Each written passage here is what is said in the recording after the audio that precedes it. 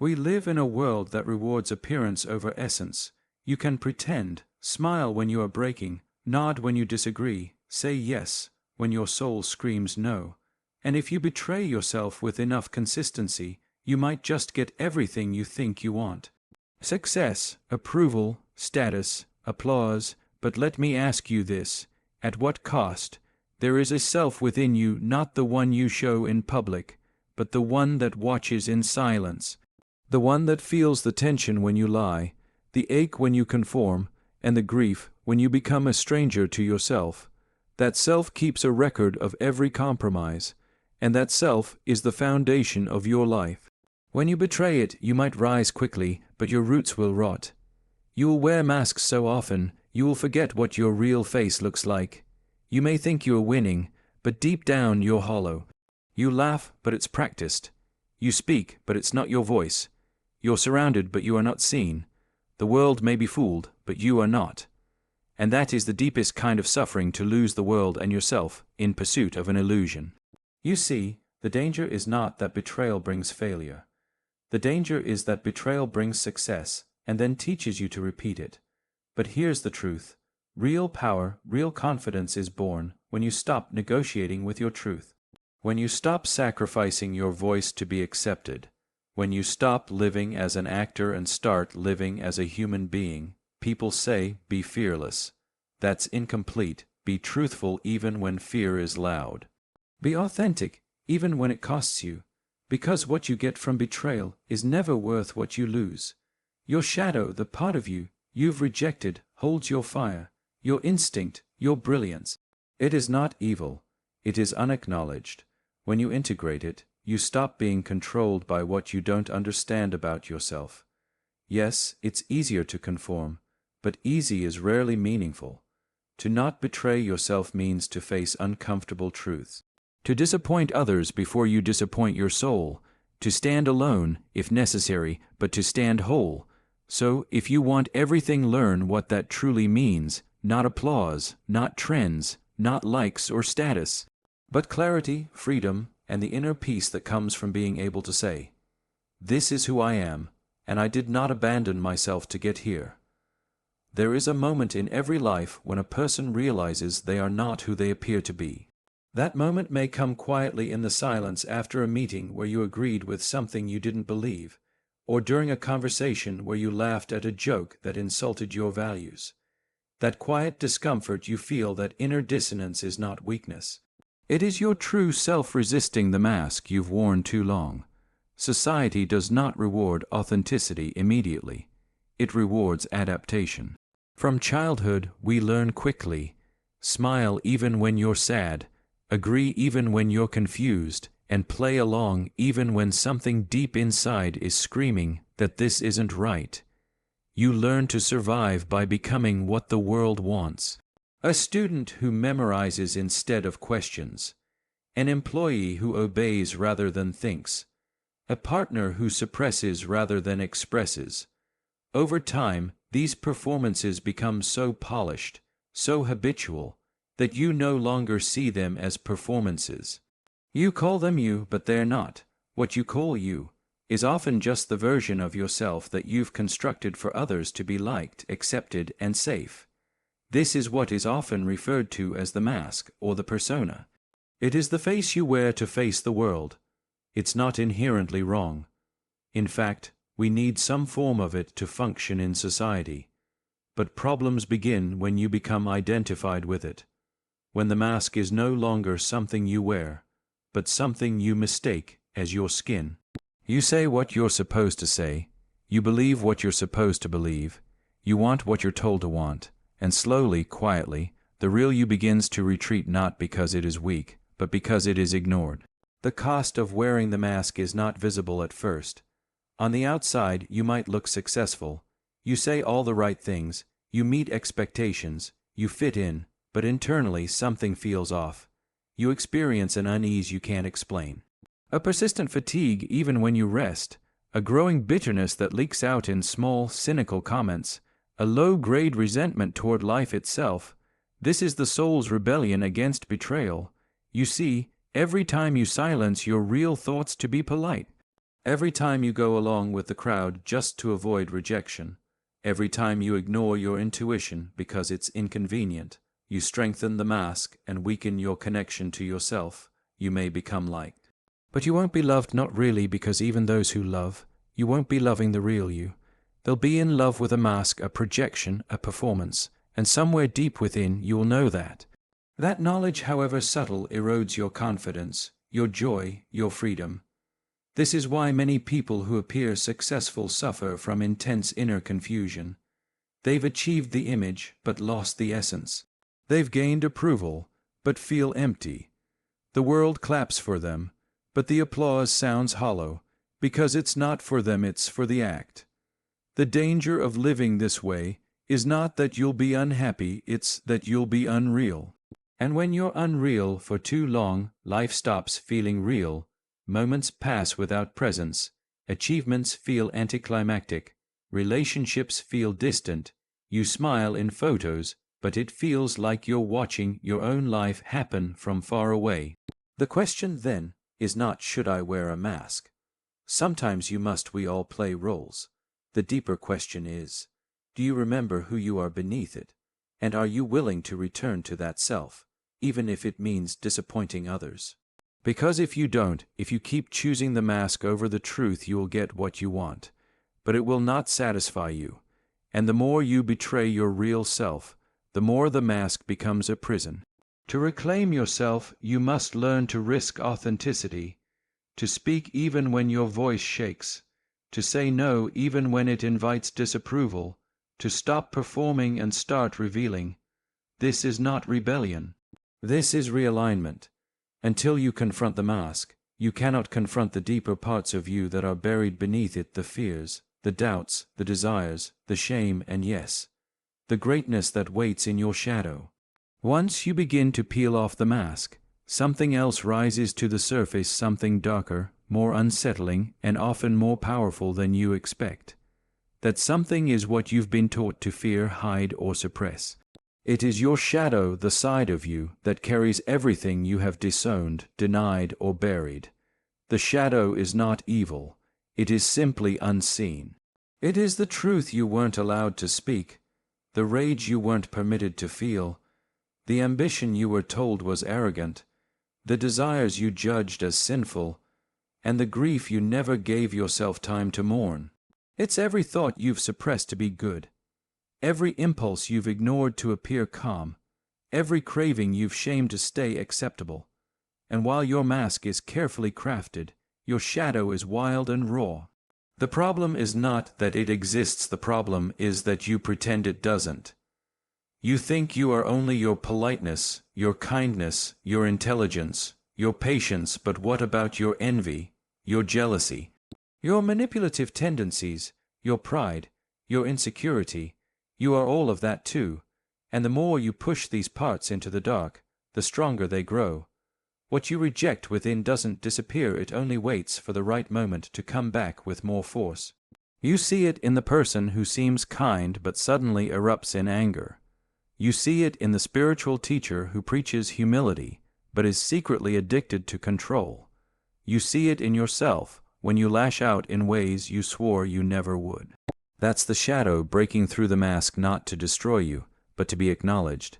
If you keep trying to be only good, you'll never be whole, and if you're not whole, you'll live in conflict.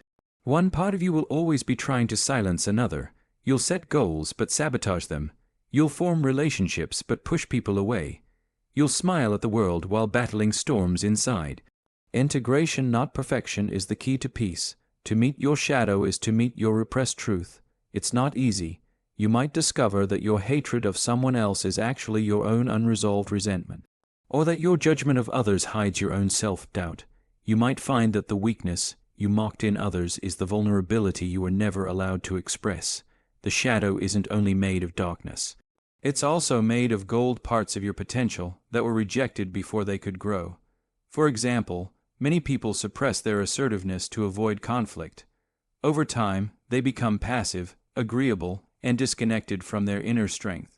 But buried within that anger they reject is their ability to set boundaries, say no, and take action. Likewise, Someone who hides their ambition to appear humble may also hide their drive, creativity, and hunger to lead. That's not morality. That's self-limitation disguised as virtue. Until you make peace with your shadow, you will keep attracting situations and people who mirror it back to you. You'll resent the controlling boss because you've never owned your desire to lead. You'll be irritated by dramatic people because you've never faced your own emotions. You'll see dishonesty everywhere because you haven't confronted the lies you tell yourself. Life becomes a projection of your inner war. This is why growth isn't just about thinking positively or acting kindly. It's about having the courage to say, yes, I have light, but I also have darkness, and I must know both to be free. The shadow doesn't disappear by force. It becomes manageable through understanding. You observe it, you speak with it, you ask why it exists, and over time you realize it was never trying to destroy you, it was trying to protect you. Many of our shadow traits were born from survival. The child who became manipulative learned that honesty wasn't safe. The one who became proud was once humiliated. The one who pushes people away was once abandoned. Behind every shadow is a story. To heal is not to erase these stories, but to rewrite them to bring light to the dark so it stops controlling you from behind the scenes. Because when you deny the shadow, you betray your truth. And every time you betray your truth, you become more dependent on the mask. That's how you end up with everything you thought you wanted: admiration, power, acceptance, and still feel incomplete. Because the parts of you that were meant to feel alive have been locked away in shame and silence.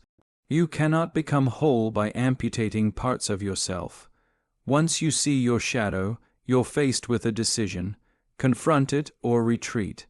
And most people, when faced with the discomfort of what's hidden inside, choose retreat. Not because they're weak, but because they've been conditioned to believe that discomfort is a threat, not a signal.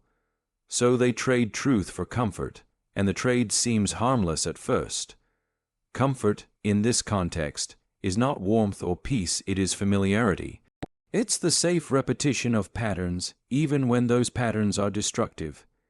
People stay in jobs that drain them, relationships that numb them, and roles that shrink them, not because they're unaware, but because they're afraid of what will happen if they leave. The unknown terrifies them more than the pain they already know. So instead of asking hard questions, they build soft excuses. Instead of acting on truth, they wait for permission. Instead of risking growth, they rehearse survival. And that's how comfort becomes a cage, a golden one, perhaps with status, security, or predictability, but still a cage. The most dangerous thing about comfort is that it doesn't ask you to change, it asks you to settle. And to settle, you must suppress. You must quiet the voice that says, "This isn't right." You must ignore the instinct that says, "You were meant for more." You must numb the pain that arises when your outer life no longer reflects your inner world. But the truth never dies. It waits. It waits in your anxiety, in your dissatisfaction, in your boredom, in your daydreams. It waits in your fatigue that sleep can't fix. It waits in the ache that rises after you've done everything right, but still feel wrong inside. These signals are not flaws, they're signs that your truth is knocking and you've stopped answering. Comfort, then, is not safety, it's postponed suffering. The longer you delay the confrontation with truth, the more it builds beneath the surface. You become divided. One version of you lives the life others expect. The other version, the real one, watches in silence, growing more restless, more bitter, more distant with each passing day. At some point, you stop being alive and start merely existing. You move but you don't feel, you achieve but you're not fulfilled. You connect but you don't belong, and it all begins with the decision to stay comfortable rather than stay honest. The world often tells you that truth is costly, that speaking up might offend, that leaving might disappoint, that changing might fail. And yes, those things are possible. Truth can shake your world. It might lead to conflict, isolation, or loss. But what it gives you in return is something comfort never can: alignment. Alignment means your thoughts, words, actions, and values all point in the same direction. It means you no longer have to lie to yourself to get through the day. You no longer have to wear masks to be loved. You no longer have to dim your light so others can stay comfortable in the dark. Alignment doesn't guarantee ease, but it guarantees clarity. And with clarity, life becomes navigable, not perfect, but real. People often say they want peace, but what they truly want is comfort without cost. Real peace doesn't come from avoiding the storm, it comes from walking through it, and knowing you didn't abandon yourself to survive. Comfort asks for silence, truth demands expression, and expression, while vulnerable, is the root of every transformation worth living for. When you betray your truth for comfort, you don't just lie to the world, you lie to your own nervous system. Your body begins to carry the burden of your silence. Stress becomes chronic. Sleep becomes shallow. Joy becomes rare. You might call it burnout or fatigue, but often, it's the weight of unreconciled truth pressing against your skin. Your soul is not meant to live quietly. It's not comfort that kills growth, it's attachment to it. The refusal to let go of what's familiar, even when it's no longer right, keeps you trapped in cycles that look like life, but feel like decay. You outgrow versions of yourself, but keep wearing them like they still fit, all to avoid the awkwardness of stepping into something unknown. And this is the tragedy. You'll betray your own evolution for the illusion of peace. You'll dim your fire to avoid standing out. You'll shrink your truth to avoid being alone. But what if the discomfort you fear is the very bridge to the life you were meant to live? Comfort feels good, but truth feels right. When you live long enough in comfort bought by self-betrayal, it starts to show up as success. You may have the position, the status, the house, the partner, the income, and from the outside, it all looks ideal. You've followed the rules. You've done what was expected. And by the world's definition, you now have everything. But what happens when you finally get everything and it still doesn't feel like enough? This is the hidden crisis of many so-called high achievers. The world praises their wins, but they carry a secret. Their victories feel empty. They don't say it out loud because they don't know how to explain it. How can you say you feel lost when you've already made it? How can you admit you're still searching when you're supposed to have arrived? You can fool the world.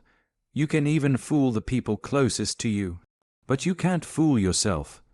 That subtle feeling of disconnection, the one you try to drown in distractions, overwork, or entertainment, is the quiet grief of a life built on everything but your own truth. Because having everything is an illusion if it was achieved at the cost of your essence. Comfortable lies are often easier to build than honest lives, and in that comfort, many people lose their way, not because they weren't ambitious, but because their ambition was shaped by someone else's definition of success. They pursued what they were told to pursue. They chased symbols, money, titles, fame, followers believing that those things would finally fill the space inside that's been aching for something deeper. But symbols are not substitutes for meaning. What you really wanted wasn't the promotion, it was respect. Not the car, but the feeling of freedom. Not the applause, but the sense of being seen. But when you chase the symbol without understanding the need behind it, you arrive at the destination and still feel the same unseen, restless, uncertain. It's not that you failed. It's that the ladder you climbed was leaning against the wrong wall. And the more invested you are in the illusion, the harder it becomes to let it go. Because if you've spent years chasing something, how do you admit it never mattered as much as you thought? If you've sacrificed sleep, health, and truth for a dream, how do you confront the fact that the dream was hollow? So you keep going, you double down, you take on more. You convince yourself it's just a phase. You tell yourself, once I get to the next level, then it'll all make sense. But it doesn't, because what you're starving for isn't more, it's realness, a real life, real connection, real peace, and you cannot manufacture those things with achievement. They come only through inner alignment, which you lost the moment you chose performance over truth. The illusion of having everything is seductive because it keeps you externally focused. You're always measuring, always comparing, always trying to get there. But there is no there. There's only here, and if here feels empty, no future accomplishment will fix that. People assume that freedom means having no limits.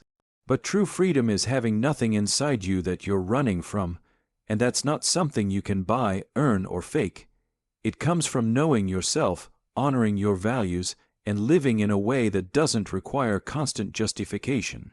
It's a hard truth to face. You can have everything and feel like nothing, because no amount of external success can make up for internal fragmentation.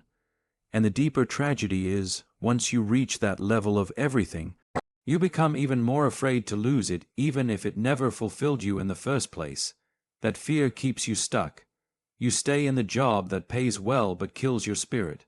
You stay in the image that earns respect but hides your reality. You stay in the life that looks full but feels shallow, and every day that passes, the distance between who you are and who you pretend to be grows wider. Eventually, you're no longer living, you're curating, managing, protecting an identity that no longer reflects your soul. This is the cost of chasing an illusion. You trade the depth of life for its surface. You abandon the quiet joy of authenticity for the noisy approval of strangers. And in the process, you forget that everything means nothing if it's not grounded in truth. When the illusion of having everything begins to crack, what follows is often confusion. If success, approval, and achievement didn't bring the peace you imagined, then what will? This is the moment when many people search outward, new goals, new habits, new escapes, but rarely do they search inward. They want transformation without confrontation. But fulfillment isn't found in the next thing. It's found in the integration of everything you've abandoned within yourself. Integration is not about improvement, it's about reclaiming. It's the process of taking back the parts of you that were shamed, silenced, or rejected. It's about becoming whole, not perfect. Because real fulfillment does not come from adding more to your life, it comes from bringing all of yourself into it. Your shadow, your truth, your wounds, your strength, they all belong. But when you divide yourself, when you separate the acceptable from the unacceptable, the logical from the emotional, the confident from the insecure, you create inner conflict. You become split. And that split is what causes the persistent feeling of being ungrounded, uncertain, and incomplete. Most people are not suffering from lack of success, they're suffering from self-alienation. They are strangers to their own depth. They've spent years building a life that excludes the very parts of them that carry meaning. You can't abandon your sensitivity and still expect deep connection. You can't bury your pain and still access true compassion. You can't suppress your anger and still stand fully in your power. Fulfillment comes when all of you has a place at the table. But integration requires honesty, brutal, intimate honesty. It requires looking at your story, not the one you present to others, but the one you carry in silence.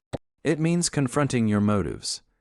Were you chasing success because you wanted to contribute, or because you felt invisible as a child and needed to prove your worth? Were you avoiding conflict because you value peace, or because you've been punished before for speaking up?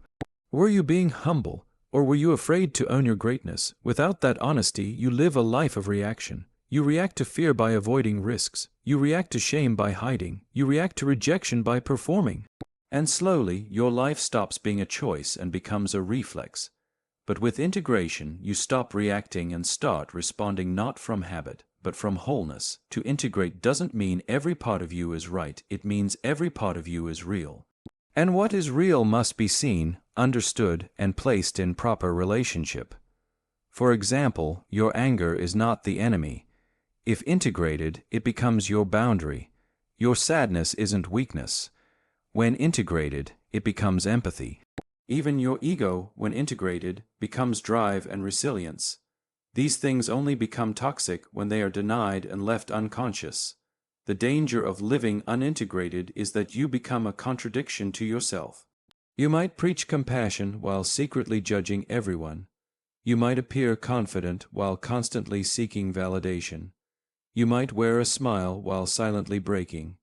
And deep down, you feel the tension of that contradiction because your inner and outer lives no longer match. That mismatch is the root of burnout, depression, and spiritual fatigue. Integration brings alignment, and alignment is when who you are, what you do, and what you believe all point in the same direction. It's when you no longer have to act, you just live. You don't need to rehearse your values, you embody them. You don't need to control everything because you trust yourself to respond. That trust is the foundation of inner peace. But integration doesn't come through theory. It comes through practice, through daily choices to stop abandoning yourself. When you feel something rise, you let it rise. When you hear your inner voice, you listen. When you sense misalignment, you correct course, even if it costs comfort.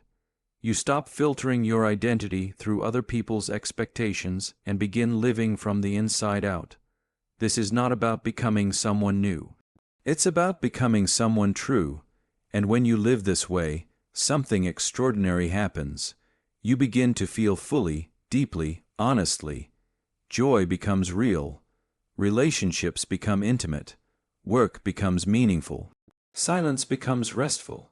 You stop needing noise to distract you from yourself because finally, you're not at war with yourself anymore. Integration doesn't guarantee that life will be easy, but it makes life yours. And that is what fulfillment is, not a perfect life, but a fully inhabited one. And yet, to live this way, to integrate your shadow, your truth, your wholeness, you must first face the deepest battle of all. Not against the world, not against others, but against the part of you that still believes you're not enough without pretending. That battle is the battlefield of the self. Once you begin to live from integration, once the pieces of you start returning home, you might expect the struggle to end. But this is where a deeper challenge begins. Not the fight to gain more, prove more, or become more, but the battle to remain loyal to yourself in a world that constantly tempts you to abandon that loyalty. The real war is internal. And it's waged in silence, not on stages, not in titles, not in visible victories, but in the choices you make when no one is watching. It's in the moments when you feel the old patterns creeping in. When fear disguises itself as logic, when self-doubt whispers in the language of caution, when you're tempted to betray your truth just a little for comfort, for approval, for peace that doesn't cost you anything real. This is the most dangerous kind of battle because it doesn't always feel like a battle. It feels like fatigue. It feels like I'll speak next time, or it's not worth the trouble, or maybe I'm being too much. You won't hear it as a roar. You'll feel it as hesitation, avoidance, subtle compromise. And that is how most people lose themselves, not in one grand decision, but in small, repeated moments where they choose silence over self. The enemy in this battle is not out there. It's the part of you that wants to stay invisible because visibility feels risky. The part that wants to go back to the mask because the truth feels too raw. The part that says, you've changed enough, don't make it harder than it needs to be. But staying true to yourself isn't easy. It is a daily act of courage, especially in a world that has taught you to second-guess your own voice. Your mind will try to protect you not from danger, but from discomfort. It will remind you of how acceptance used to feel. It will replay the times you spoke up and were misunderstood. It will tell you that authenticity is unsafe, and that fitting in is more important than standing out. But this voice is not your enemy. It's your history, your survival instinct, still operating from outdated data. You don't silence it with force, you listen, you thank it, and then you decide for yourself. Because this battle isn't about destruction, it's about discernment, choosing which voice is fear and which voice is truth, which part of you is reacting and which part is responding, which values are inherited and which are truly your own. And when you develop that level of self-awareness, you don't become invincible, you become grounded. The people who appear strongest on the outside often crumble on the inside because they've trained to win external wars, but never learned how to win the war within. They have strategies, but no self-understanding. They have confidence, but it's conditional. They are decisive in business, but lost in silence. Real strength is not found in how loud you are, it's in how well you listen to the quietest parts of yourself. This battle is fought in emotional terrain.